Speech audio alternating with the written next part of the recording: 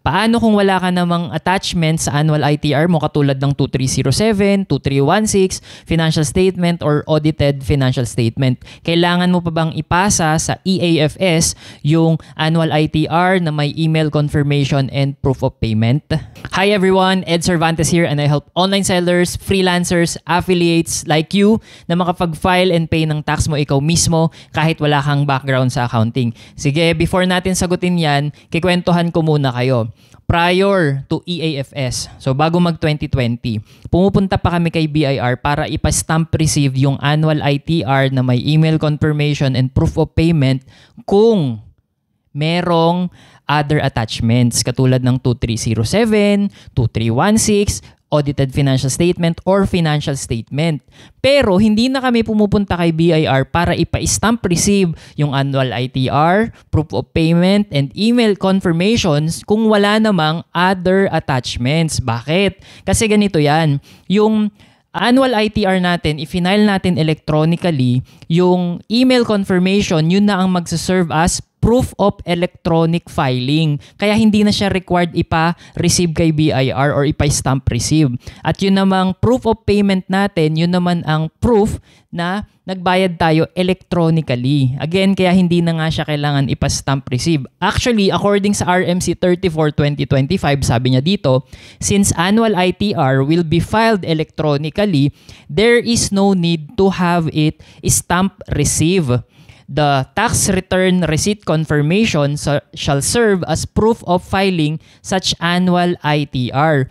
Kaya kami pumupunta before kay BIR para pa-stamp receive yung annual ITR, email confirmation, proof of payment kasi merong attachments na 2307, 2316, financial statement or audited financial statements na hindi maipapasa online or walang way to submit online, unlike with ITR na kaya mo siyang isubmit through the EBIR form and yung payment na kaya mo siyang bayaran online.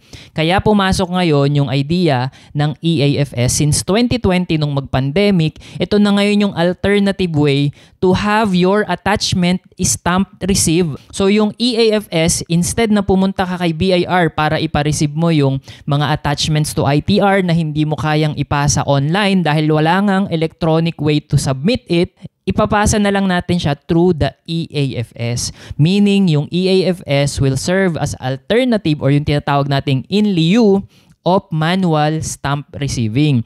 Again, kung ITR lang ang meron ka, email confirmation and proof of payment, hindi mo na po kailangan isubmit yan or i-upload sa EAFS. Kasi nga, sabi sa RMC 34/2025, yung annual ITR mo kasi, filed electronically na po yan. And yung email confirmation, yun na yung magsaserve as proof of filing such annual ITR. Eh kung i-upload mo pa yan sa EAFS, edi dobleng trabaho pa yan. Kasi ano pa yung purpose nung pagsasubmit mo sa EAFS nun? Eh, meron ka ng email confirmation at meron ka ng proof of payment.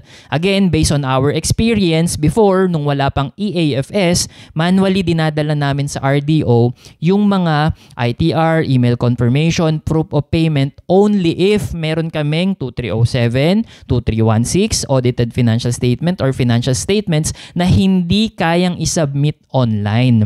Now, kung wala ka namang other attachment, wala kang 2307, 2316, financial statement or audited financial statement, yung pag-file mo electronically ng annual ITR at pagbabayad mo online ng annual ITR mo is enough na siya as proof of filing those annual ITR. Kaya nga hindi mo na siya kailangan ipastamp.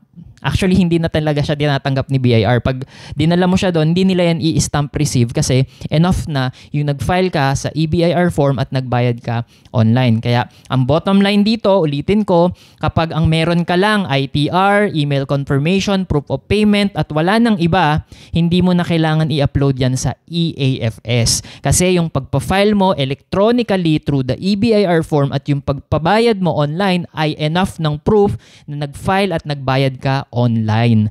Kung meron kang other attachments katulad ng 2307, 2316, financial statement or audited financial statements, that's the only time you will be required to upload that as attachments to your ITR sa EAFS. Kasi nga, wala naman tayong way para i-submit electronically yung PDF ng 2307, PDF ng 2316 at saka PDF ng financial statements. And ang way lang natin ngayon is through the EAFS. Okay? So I hope nalinawan kayo. Remind ko lang, April 30 yung deadline ng uploading ng mga attachments sa EAFS. Okay? So sana nakapag-file tayong lahat on time and sana walang penalty. Kita-kits sa loob ng community. Kung gusto mo ng future webinars, meron tayo dito sa loob ng EasyTax PH Business Community for online sellers and freelancers. Magkita-kita tayo dyan sa loob and I hope yumaman tayong lahat.